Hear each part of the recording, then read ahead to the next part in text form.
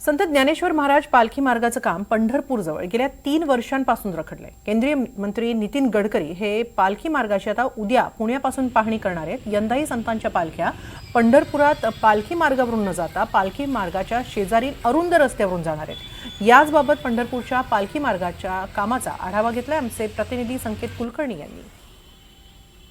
पाऊले चालती पंढरीची वाट, याच पंढरीच्या वाटेवर केंद्रीय मंत्री नितीन गडकरी यांनी मोठ्या खुबीनं बनवलेला जो पालखी मार्ग आहे तोच पालखी मार्ग आता पंढरपूरच्या जवळ असणाऱ्या वाखरी ते पंढरपूर टप्प्यावर रखडलेला दिसून येतोय।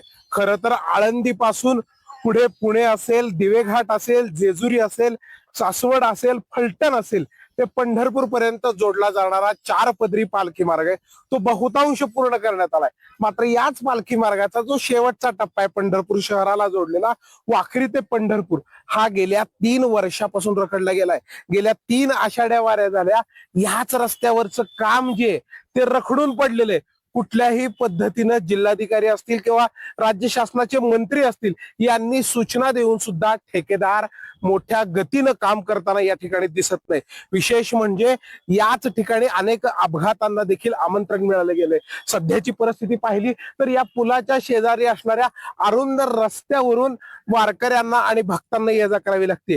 हे काम जर येत्या आषाढी पूर्वी झालं नाही तर याच अरुंद रस्त्यावरून पालख्यांना पंढरपुरात प्रवेश करावा लागणार आहे। त्यामुळे केंद्रीय मंत्री नितीन गडकरी हे ज्यावेळेस आज आता पालखी मार्गाचा दौरा करणार आहेत त्याच वेळेस ह्या ज्या पालखी मार्गाच्या शेवटच्या टप्प्याचं काम आहे हेच सर्वार्थानं गतीनं करण्याच्या सूचना त्यांच्याकडून देणं अपेक्षित आहे। आणि त्या जरी दिल्या तरी ते काम यंदाच्या आषाढी पूर्वी होणार का? कारण आषाढी अवघ्या 2 महिन्यावर येऊन ठेपली आहे।